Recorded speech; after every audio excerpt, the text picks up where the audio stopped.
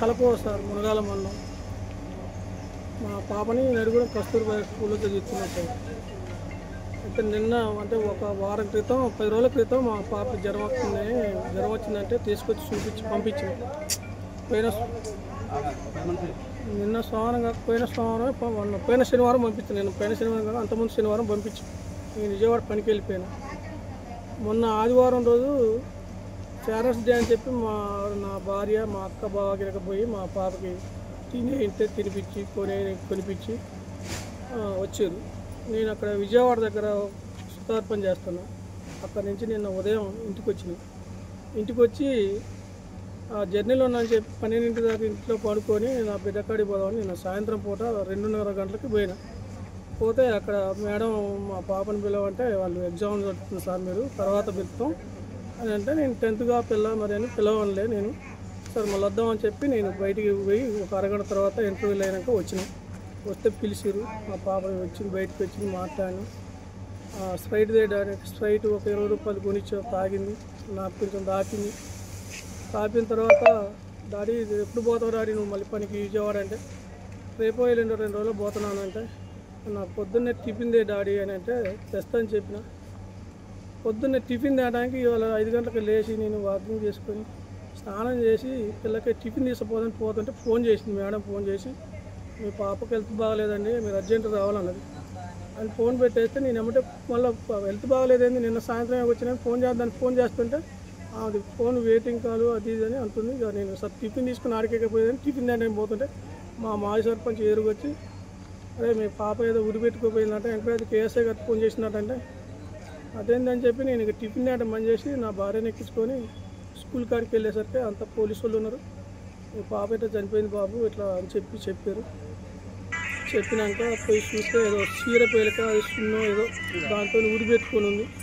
నా బిడ్డ అంతెత్తు ఆ ఫ్యాన్కి ఆ చీర వేసుకోవటం అందదు అసలు. కానీ అట్లా ఎట్లా జరిగింది అనేది నాకు తెలవాలి. నాకు ఆ స్కూల్లో ఎవరిదన్నా ఒత్తిడి ఉందా, మేడాల ఒత్తిడి ఉందా, అది ఎట్లా ఏందని నాకు తేలాలండి.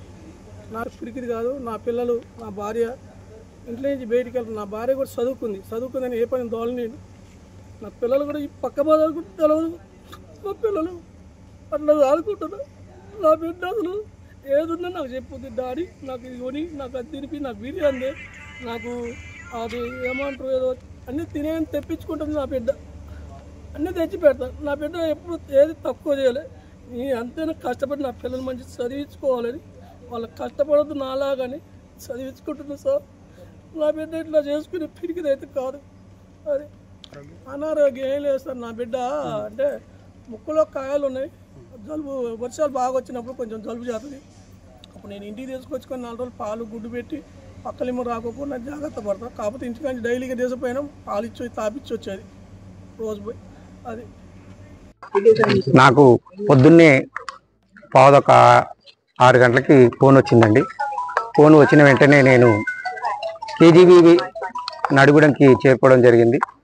అక్కడ చూసేసరికి ఈ అమ్మాయి ఫ్యాన్కి ఊరేసుకున్నట్టుగా ఉన్నది.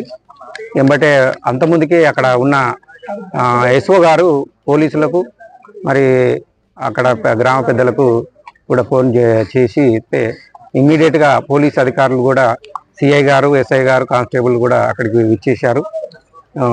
అక్కడ వాళ్ళు విచారిస్తుండగా తేలింది ఏంటంటే అక్కడ తోటి అమ్మాయిలతోటి విచారిస్తే ఇది కుటుంబ సమస్యలతోటే చేసుకున్న విషయము. ఇది ఇక్కడ ఏ టీచర్ కానీ ఏ ఇన్స్టిట్యూషన్ వాళ్ళు కానీ ఎవరు కానీ మమ్మల్ని మందలించలేదు, ఏ విషయం చెప్పలేదు. ఇది అంతకుముందు నుంచే సంవత్సరం నుంచి ఈ సమస్య ఉన్నదని ఆ అమ్మాయి మరి పోలీసు వాళ్ళకి నాకు తెలియజేసింది. అదే విషయము మీకు చెప్పడం జరుగుతుంది.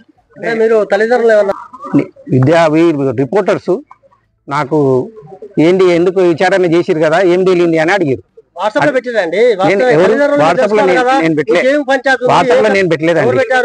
ఎవరు పెట్టిరు మరి మరి మీరు నేను కోడళ్ళకి ఎందుకు అంత తొందరలో చేరవేశారు? తల్లిదండ్రుల ప్రమేయం వాళ్ళ వార్త కూడా తీసుకోవాలి కదా. తల్లిదండ్రులు కూడా పక్కనే ఉన్నారు అప్పటికి. ఏమంటారు తల్లిదండ్రులు కూడా మా బిడ్డ పక్కనే ఉన్నారు.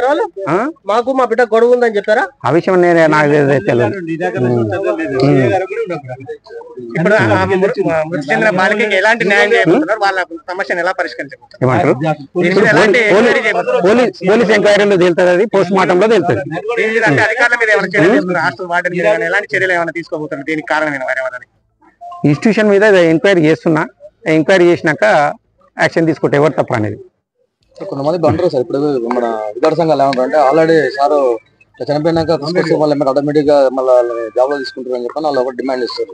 అలాంటిది ఏమి ఉండదండి, ఖచ్చితమైన చర్యలు ఉంటాయి. ఎవరైనా ఇన్స్టిట్యూషన్ లో ఎస్ఓ గానీ టీచర్స్ గానీ వాళ్ళది మన తప్పు తేలితే కఠినమైన చర్యలు తీసుకోవడం జరుగుతుంది ఎంక్వైరీ చేసిన తర్వాత.